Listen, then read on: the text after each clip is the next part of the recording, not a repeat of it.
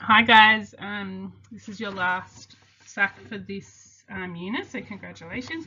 It's your biggest SAC, and this YouTube goes out to Halima who requested it. So this one's specially for you, Halima. Enjoy. Okay, so I think it's good to start at the start, which is with some of the history. So public health, as you know, is stuff where we're trying to protect and promote health and prevent illness and disability and stuff like that. The way that we do this has changed over time. Old public health was really focusing on the physical environment.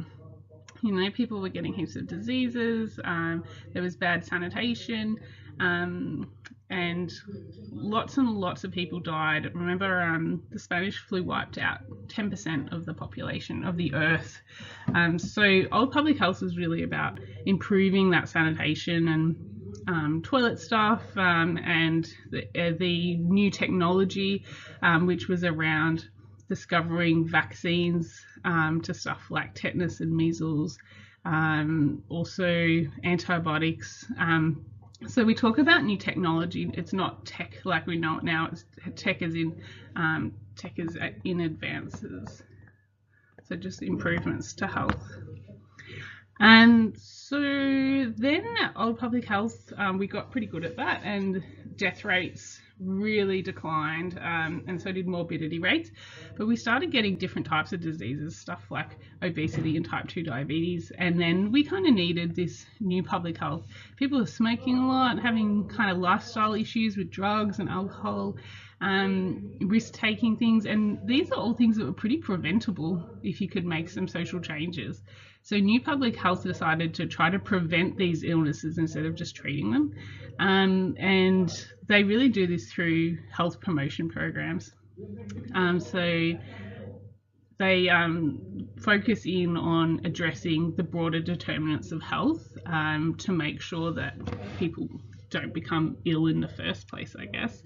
And we've had some success with that, like with skin cancer stuff, and smoking has decreased.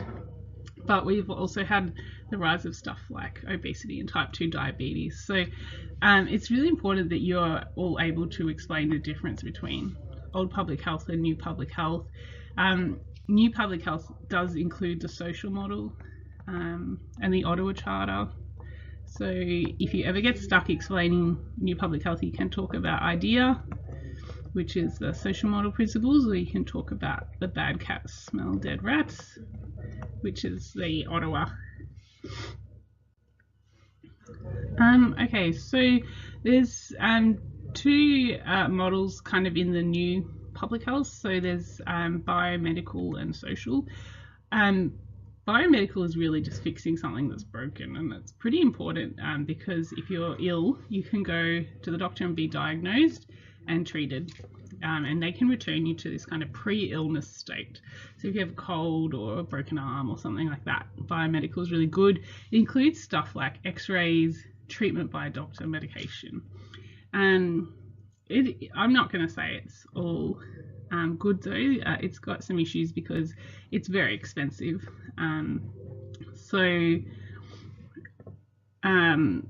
You know, all the technology for x-rays and all that kind of medication and stuff. As you know, doctors' treatment alone is $161 billion a year, roughly.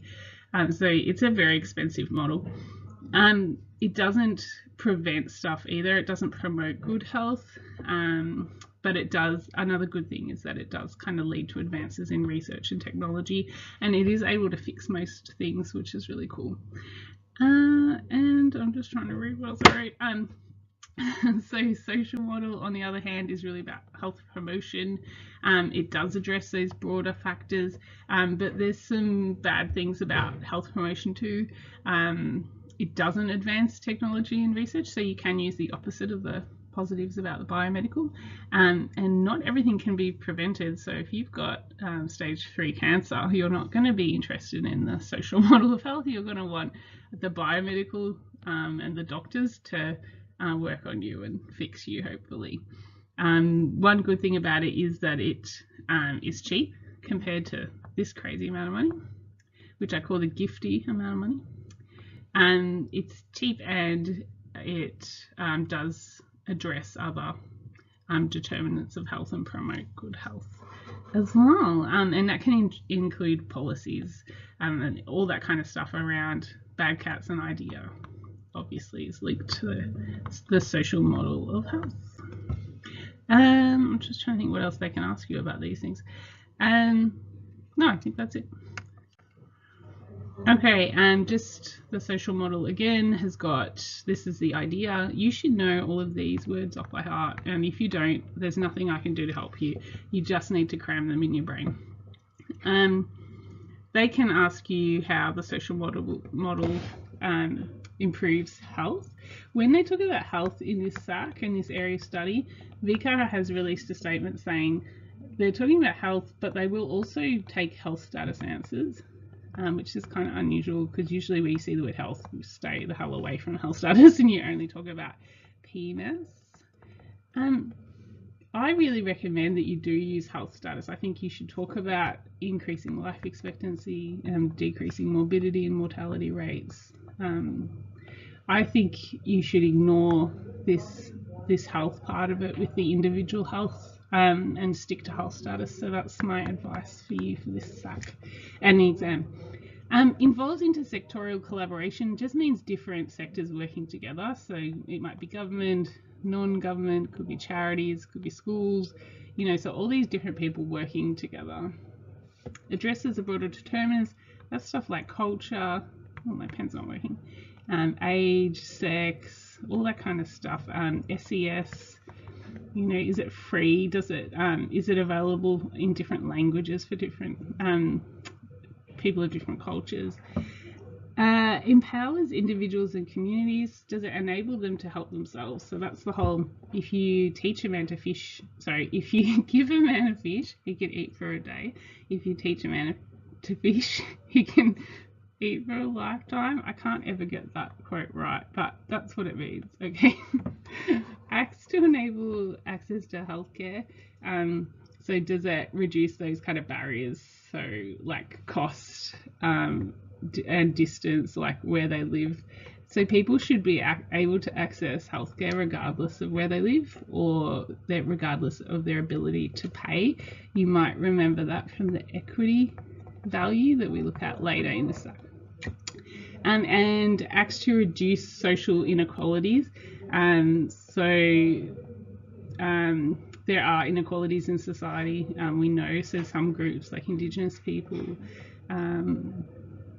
low SES, some cultures, okay?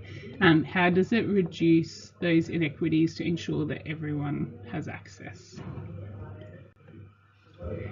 So this is the Ottawa Charter, so all things Ottawa Charter. It was made in 1986 in, guess what, Ottawa, and it's the social model principles.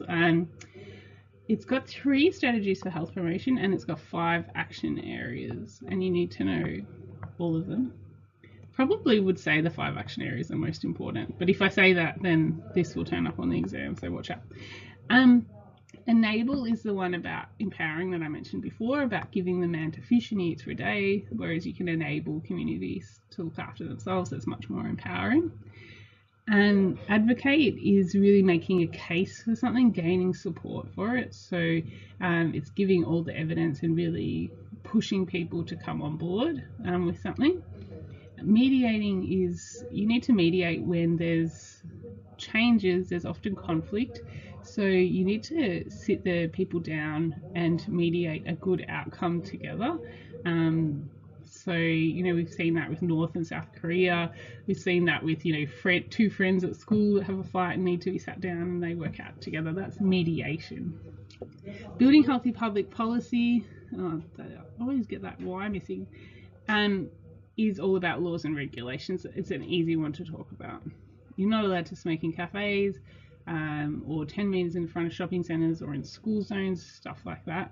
Any regulation or law, speeding laws, all that stuff falls under building healthy public policy. Creating supportive environments. The environment needs to be supportive. It doesn't have to be the physical environment, though there are stuff like shade sails in schools which help against skin cancer. But also things like the quit line. You can call the quit line and there's this supportive group of people there ready to help you quit smoking. So it's really about making the right kind of climate and environment for people to be healthy. In France, they've actually put in a bunch of stairs where they don't need to be, and it's just basically to create a supportive environment for people to do exercise. So that's kind of cool. Strength and community action is really like communities creating action. So they could have a community veggie garden, they could have a fun run. It's something the community kind of does together. I do not recommend using this one as an answer on a SAC or an exam. It's hard to explain. Develop personal skills is a really good one to do, along with building healthy public policy, because you can just talk about if the case study gives anything about teaching someone something new or attending classes, then you can use that one. Reorient health services is really taking the medical people or taking the people out of their normal place and putting them into some prevention role. We have someone here who does that. So at school, Gina is our nurse, and she's come out from obviously an environment like a hospital to our school, and she's here to kind of promote health and prevent health problems. Or you could have a doctor coming to talk at an assembly about the dangers of smoking. So it's harder to find this one in a case study. So yeah, I really think building healthy public policy, creating supportive environments, and develop personal skills are the best ones to use in a case study.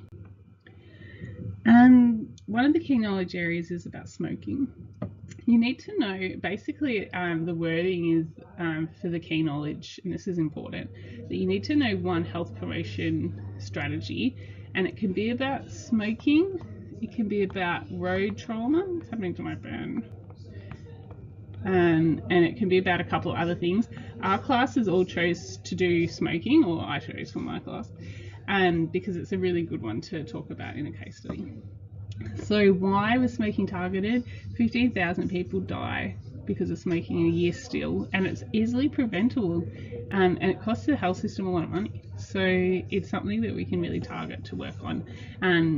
If they ask you for an illness to do with smoking, just stick to lung cancer because it's the most obvious one. So the actual program itself, we are looking kind of like about QUIT. QUIT has a phone line where people can get advice and support. QUIT also, I spelled support wrong, that's great. QUIT also has a book that they've published with steps about how to quit.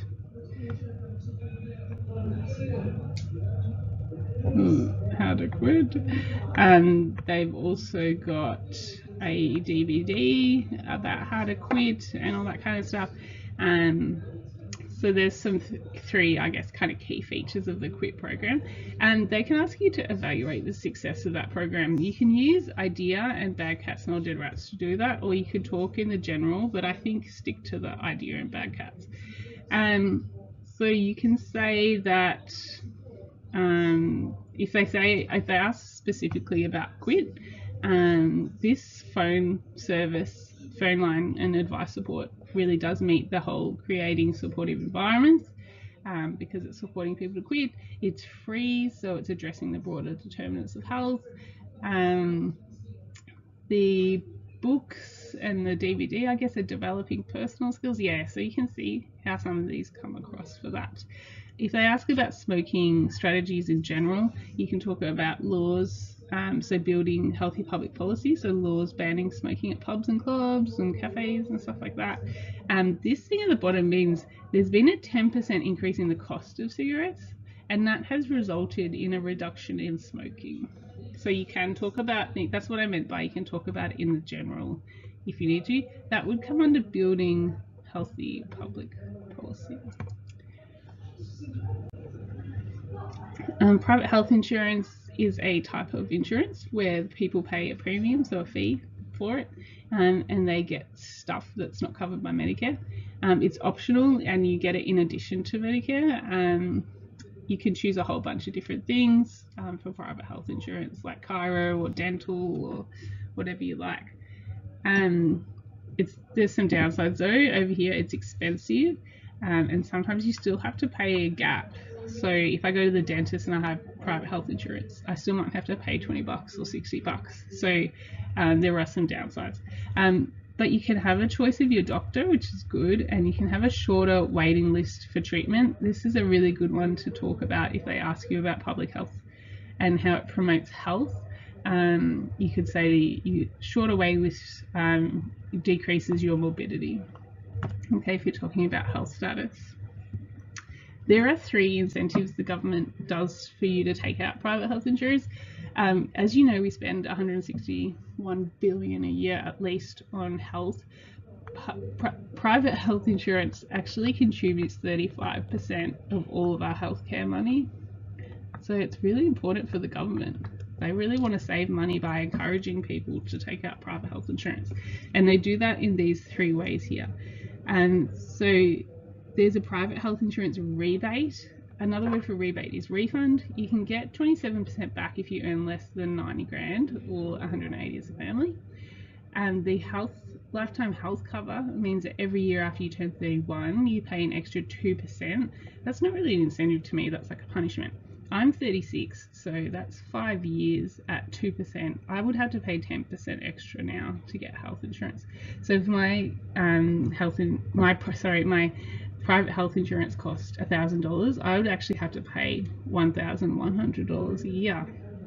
But if I earn less than this, I could get 300 of that back. I'm not good at maths. 330 or whatever. Also, Medicare levy surcharges here. Rich people, we don't want rich people using Medicare. We want them to get private health insurance so we can save money. So if you earn more than 90,000 or 180 as a family, you're going to pay extra tax, 1 to 1.5% tax extra. There's my unhappy face if that ever happens to me. So they're the kind of ways that they push you to get private health insurance. Okay, so I've kind of got these out of order a little bit, so I apologise for that. But these are the other key knowledge skills dot points in your SAC. So, oh my god, this is 17 minutes long, I'm so sorry. These are all around bringing about dietary change, and that's really hard. We haven't had success in Australia bringing about dietary change, where we have with smoking and road deaths and stuff like that. But this is the Australian Guide to Healthy Eating up here. No, it's the Australian Dietary Guidelines, sorry. There's 5 of them and you need to know them, what they are. The first one is about diet and exercise, basically, if you're going to just get quick and dirty with these. This is the 5 food groups. We have a sentence to remember that. I only ever remember Sam's one. It's dirty. No, it's Gifty's. It's very effing difficult learning geography. So that's the 5 food groups.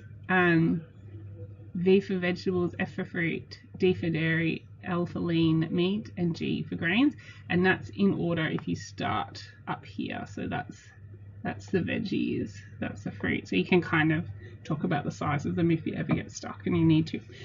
The Australian Dietary Guidelines 2 and 3 are actually connected to the Australian Guide. 2 + 3 is 5. Uh-oh, my Siri's helping me with the Australian Guide to Healthy Eating, which is this picture that you're probably familiar with. It's connected to this one, obviously, and it's also connected to this limiting saturated fat, salt, sugar, alcohol, because it's got like that stuff around here somewhere, I think. And here. Okay, maybe I need to look at it on a bigger picture. And so that's how they're connected. They're actually the same thing, so you can talk about them together. Nutrition Australia is non-government and it's most famous for the healthy eating pyramid, but they also want you to know, the first bottom 2 layers are the biggest and they're called the foundation layers. They also want you to know what else Nutrition Australia does, and they're really keen on this, so just get across it. They run National Nutrition Week, which runs around the 16th of October, which is World Food Day. It's got events and resources about healthier eating.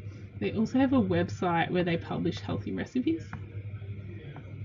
You can't just say they have a website because everyone has a website, so they won't give you a point for that.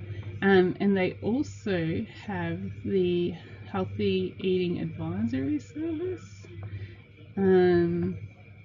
So you can call and get some healthy eating, some advice about what to eat.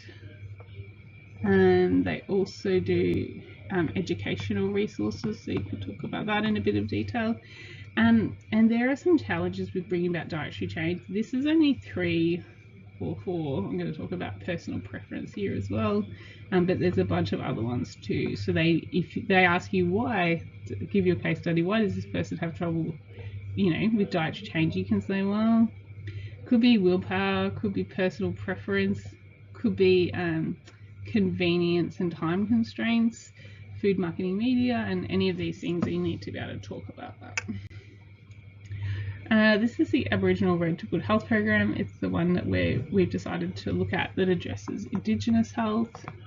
You need to know heaps of key features for it, but you also need to know how to evaluate it, and you evaluate it the same as before using bad cats smell dead rats and IDEA.